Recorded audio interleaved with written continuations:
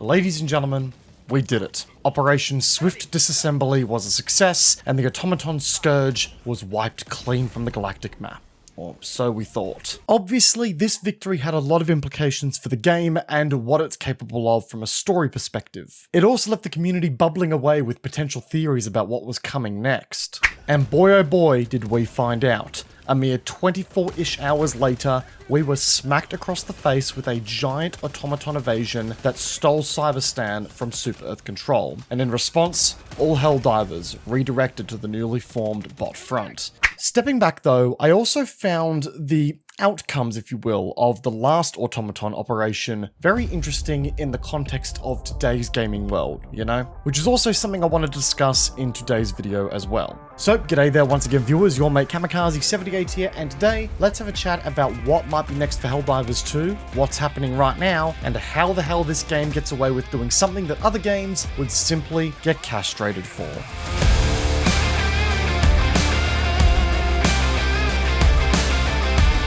So, I'm going to be honest with you all guys, I was on holiday, away for a weekend with friends when the original defeat of the Automatons went down. I logged onto Reddit one morning and saw it, what I thought to be the impossible this early in the Helldivers 2 life cycle. The Automatons completely deleted from the map. You could no longer load in to a Helldiver 2 operation to smash bots in the game. The game for a brief moment became a bugs-only experience. Part of me was going to miss the Automatons. I actually spotted this post on Twitter soon after the events of Operation Swift Disassembly took place. The original author, Obsidian Black, was completing one of their final operations in Operation Swift Disassembly, and they spotted this lone automaton off in the distance. They called the photo The Last Automaton. And man, if that ain't some of the best player-driven emergent storytelling that we have seen in gaming as of late, I just don't know what is, folks.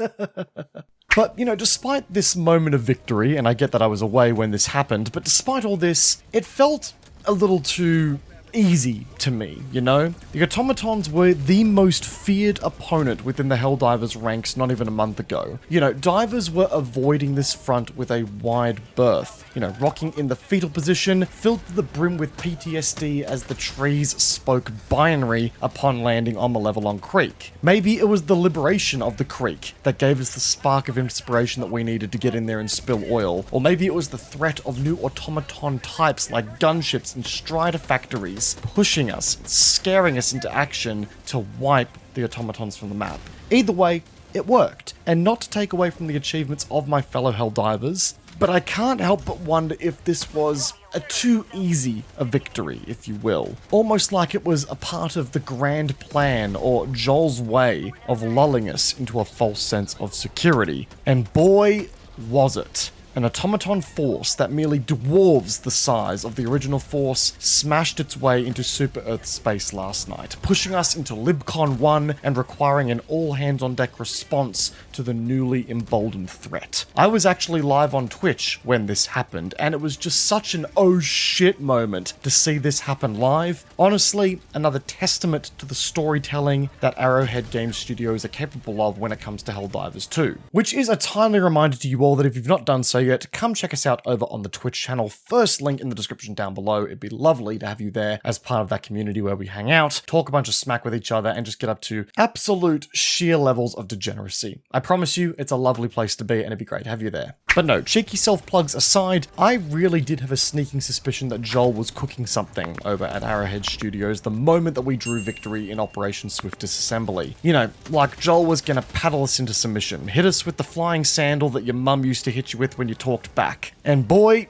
Joel basically said, bend over, bite the pillow, I'm coming in raw, buddy, and he did with gusto. And to be fair, folks, I wouldn't stop biting said pillow because I don't think he's done yet. For those who don't know, CyberStan is the homeworld of the Cyborg Nation, a faction that appeared in the first Helldivers game and was essentially a technologically driven arm of terrorists, obsessed with mutilating their bodies with machinery parts to reach a higher meaning of life, or that's what they called it. They were defeated in the First Galactic War, democratized by force, and now work in the mines of the giant industrial complex complexes of CyberStan. At least, that's what was happening before the invasion. We now have no idea, but we can also assume that there is a connection here that will see the cyborgs return to the Galactic War as a result of this invasion, either as an additional splinter faction from the Automatons or as a connected force to the Automaton Scourge, emboldening them even further, and that is the last thing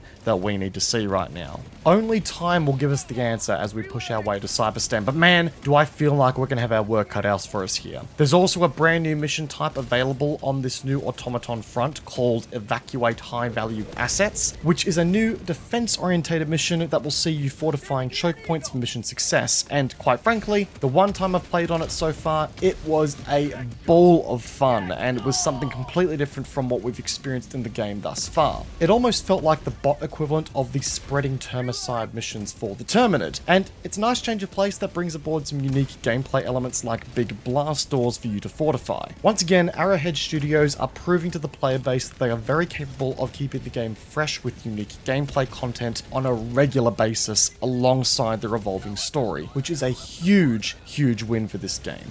Again guys, this is just a game that is handling the live service model the right friggin' way, giving the players a living, breathing story and world that directly interacts with the actions and inactions even of the player base. You see, most live service games just employ some degree of fear of missing out through, timed exclusives and timed items to get their players through the door on a regular recurrence. And Helldivers 2 also employs a sense of FOMO tactics, don't get me wrong, but it does this through storytelling, not through timed exclusive content that you buy and then are on a time limit to unlock. It does this by telling you, hey, if you take a break, that's fine, but you're going to miss out on some key story opportunities. And that's what keeps people coming back to this game at the moment.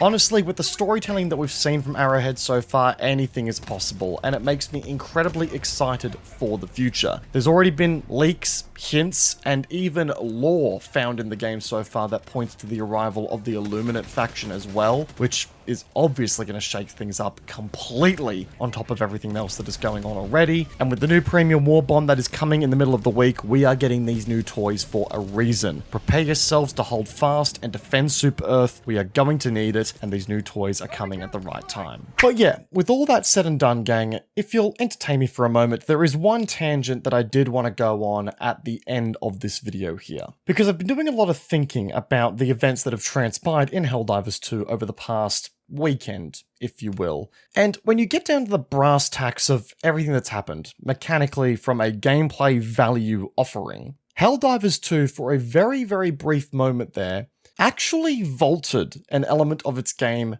completely, which is super interesting to me as somebody who's been watching the gaming industry for a while now and has seen other games do this. There's a bit to unpack here, so let's get into it. Ultimately, an entire enemy faction was removed from the game for a day or two as a result of player action, which means that, realistically, half of the experience that makes up the Helldivers package and the Helldivers value offering as a game was gone.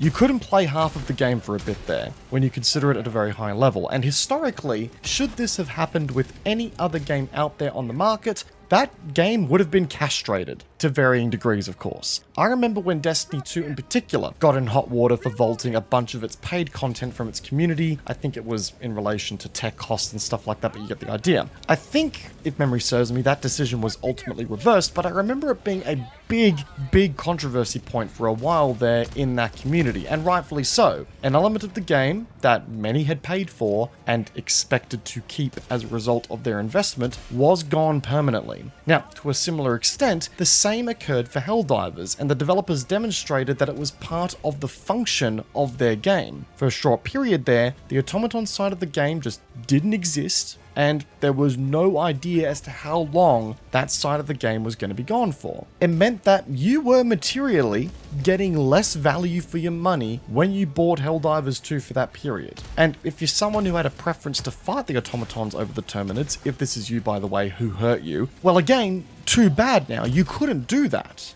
Now, I must stress that this all may sound like a big complaint from me, and in any other circumstance with any other game, it most likely would be. I'm a huge fan of content that you paid for being around for the long run. And you being entitled to access that content as you wish to do so at your own pace. Timed exclusive content being baked into the very nature of a game by design is something that I'm not a huge fan of at all. However, Helldivers 2 took on the unique approach of making this vaulting of content a story element driven by player decision and player success. I mean, it's not like the players didn't want the automatons to be effectively vaulted from the game. The community banded together through over 365,000 players at one time onto one world to defeat the automaton onslaught, and they fucking won. The community saw the carrot on the stick and beat the major order one whole day prior to it being required to being completed.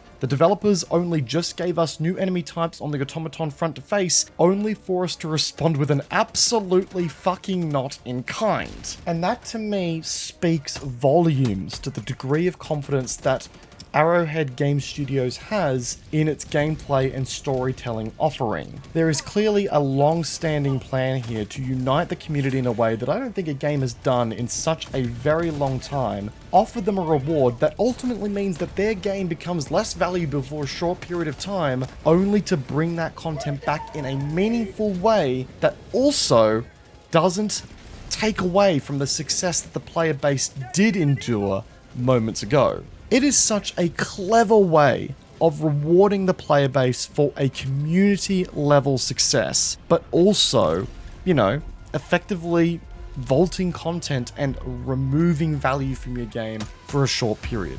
Arrowhead Game Studios continues to show next level confidence in what their game has to offer here, and I cannot wait for the future and what they're doing here, because every move they make indicates that they have a big plan here, and I am all here for it. But folks, if you made it this far, thank you for joining me on that tangent, and if you enjoyed the video, backhand the like button as it does go a long way to supporting the channel, and if you're new here, consider subscribing whilst you're at it. And again, be sure to come check us out over on Twitch, first link in the description down below. Once again guys, I hope you enjoyed today's video, peace out, and I will see you guys all in the next one. Take care guys, have a good one.